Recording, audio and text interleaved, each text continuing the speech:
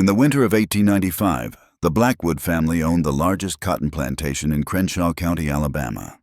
They had money, power, and a secret that would destroy them all.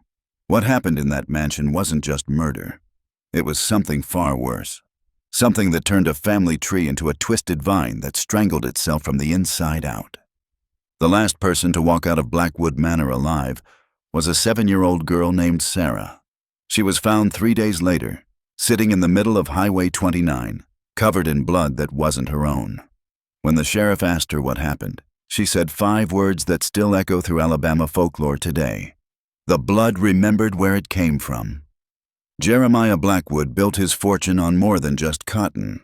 While other plantation owners struggled with post-Civil War reconstruction, Jeremiah's wealth grew. His fields produced twice as much as his neighbors. His cotton was whiter. His harvest never failed, even during the worst droughts. The locals whispered about deals made in darkness, but they never spoke too loud. The Blackwoods had a way of making problems disappear. Jeremiah married his second cousin, Abigail Blackwood. This wasn't unusual for wealthy Southern families who wanted to keep their money close. But Jeremiah took it further. He believed that pure bloodlines created pure power. So when his children came of age, he arranged marriages within the family. Brothers married sisters. Cousins married cousins. The family tree became a circle, and with each generation, something essential was lost while something else was gained. By 1895, the 4th generation of inbred Blackwoods lived in the manor. There was Thomas, the eldest son, who could predict weather patterns weeks in advance. His wife and sister, Margaret, could hear conversations happening miles away. Their children displayed even stranger abilities. Young Samuel could make plants grow just by touching them. His twin sister Ruth could see death coming days before it arrived. And then there was little Sarah, who seemed normal compared to the rest. The family kept to themselves. They didn't attend church or social gatherings. Visitors weren't welcome at Blackwood Manor. The few people who had business with Jeremiah met him at the gates. Those who saw inside the house told strange stories. They spoke of rooms that seemed longer when you walked back through them, mirrors that reflected people who weren't there, food that tasted like copper and soil. But the strangest thing was how the family looked at each other. Not with love or even familiarity. They watched each other like predators studying prey. There was hunger in their eyes, a need that grew stronger with each passing day. The trouble started when Ruth predicted her own death. She was only 12 years old when she told her mother she would die on Christmas morning. Margaret laughed it off, but Ruth insisted. She drew pictures of her funeral. She wrote her own obituary. She even picked out her burial dress. When Christmas morning came, Ruth was found dead in her bed with no signs of injury or illness. The family doctor couldn't explain it. 3 days later, Ruth's body disappeared from the family cemetery. The grave was empty, but the coffin was still buried. Someone had taken only the corpse. The family didn't call the sheriff.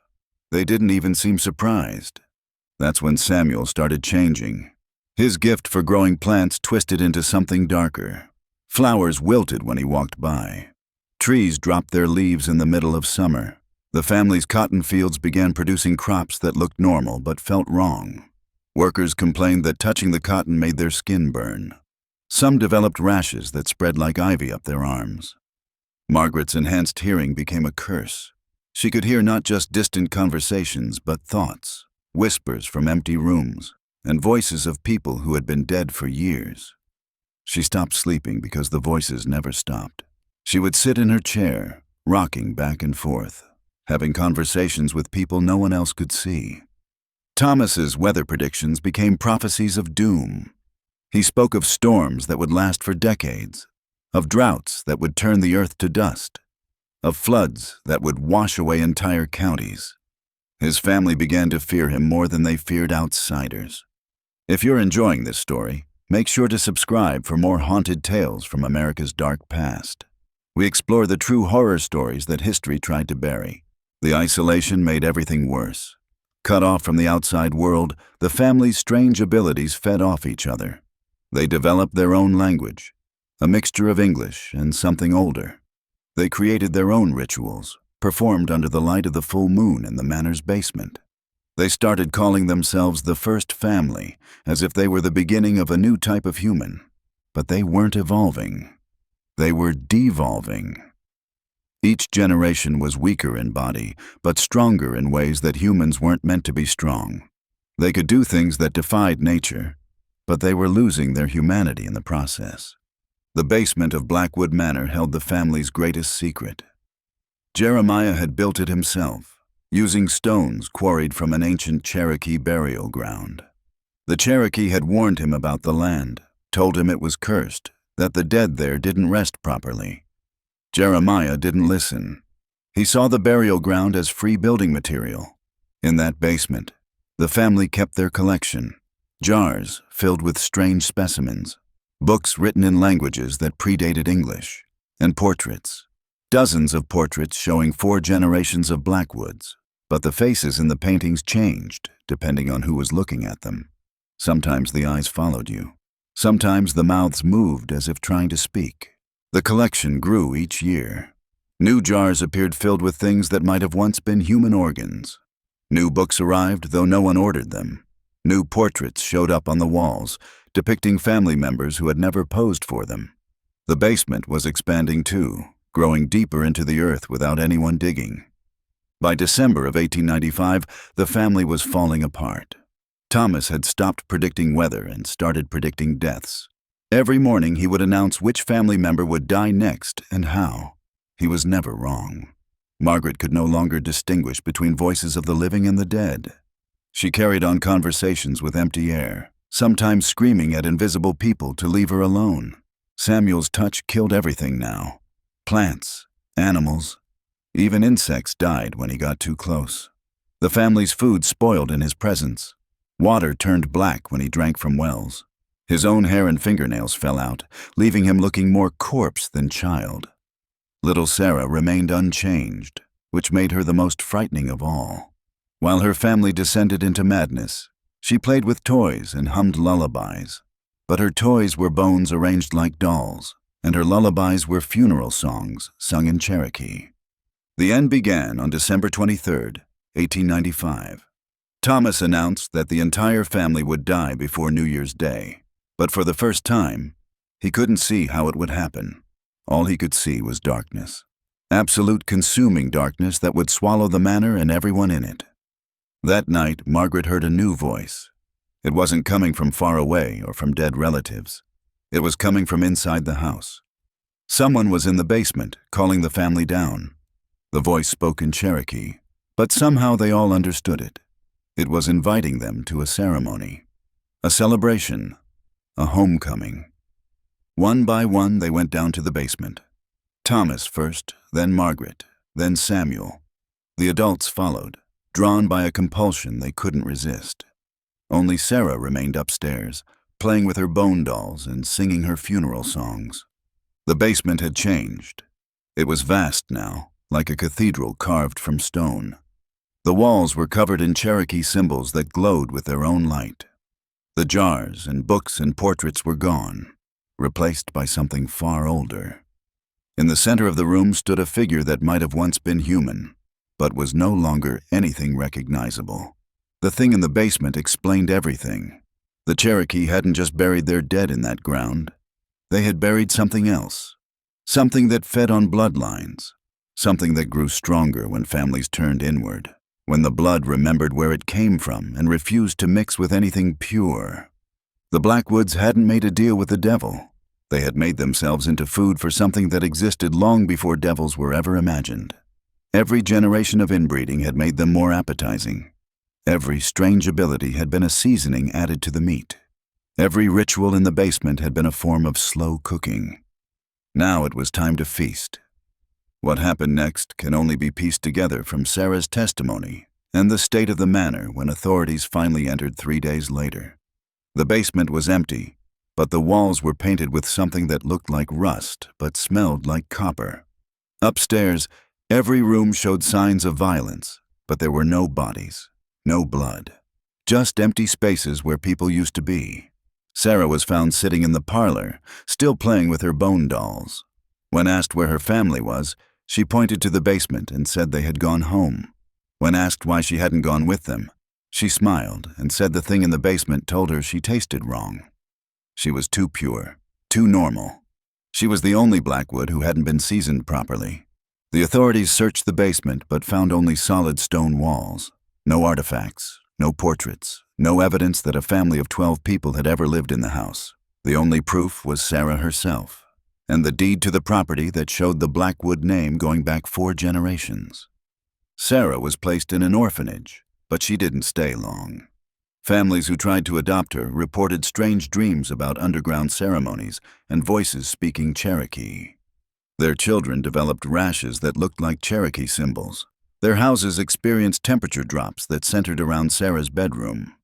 She disappeared from the orphanage on her 18th birthday, leaving behind only a note written in Cherokee. When translated, it read, "The blood remembers, and it's hungry again." Blackwood Manor stood empty for decades. Local kids dared each other to spend the night there, but none ever made it past midnight. They reported hearing Cherokee chants coming from below ground and seeing lights in the basement windows, even though the basement had no windows.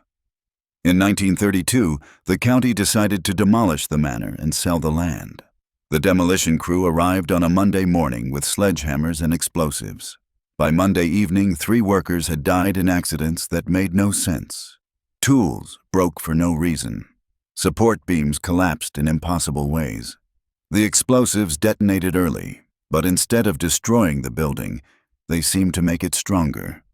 The demolition was abandoned, and the manor was left to decay naturally. But it didn't decay. Paint didn't peel. Wood didn't rot. Weeds didn't grow around the foundation. The house preserved itself, waiting for something.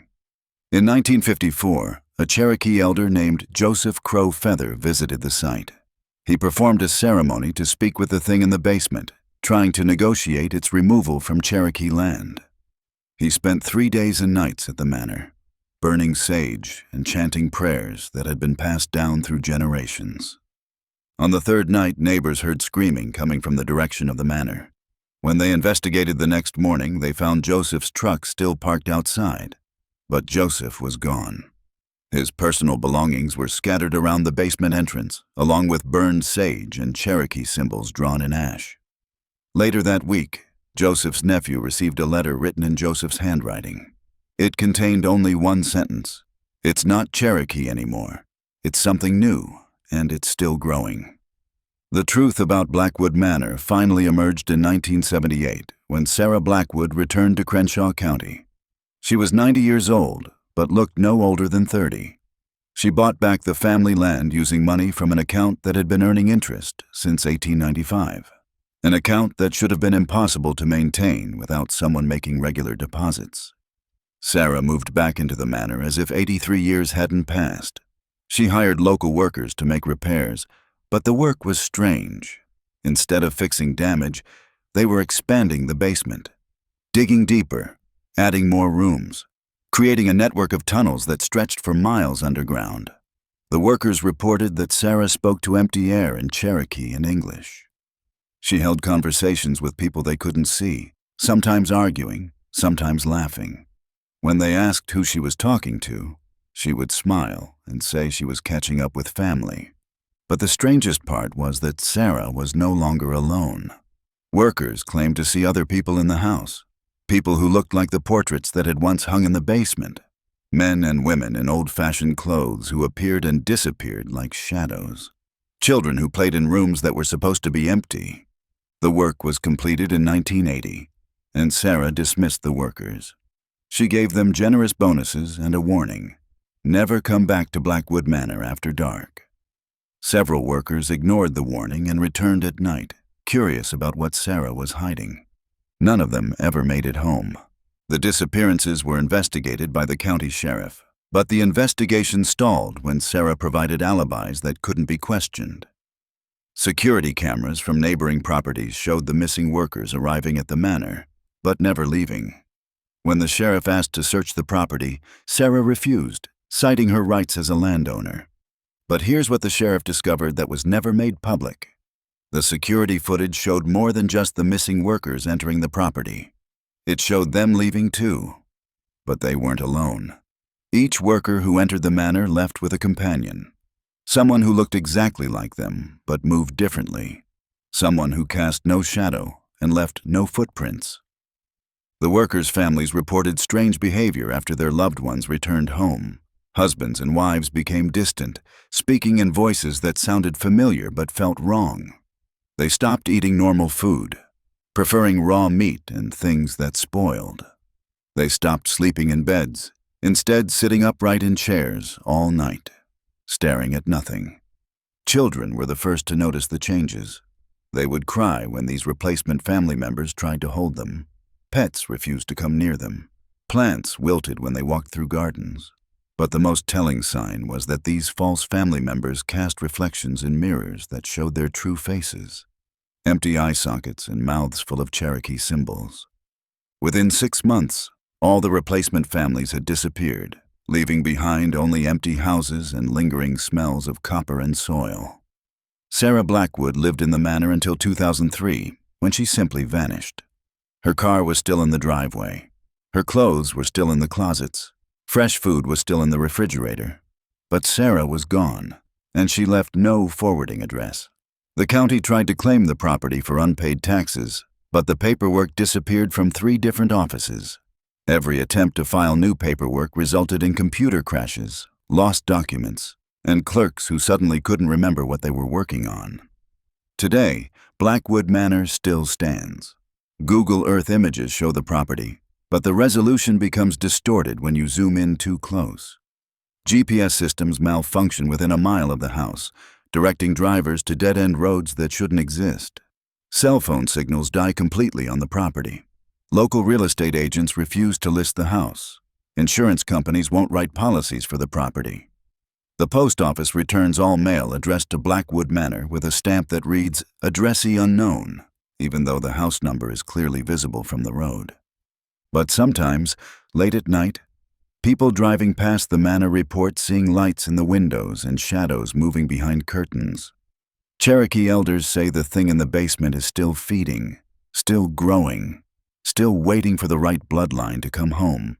And according to genealogy records, there are dozens of people living throughout Alabama who carry Blackwood blood.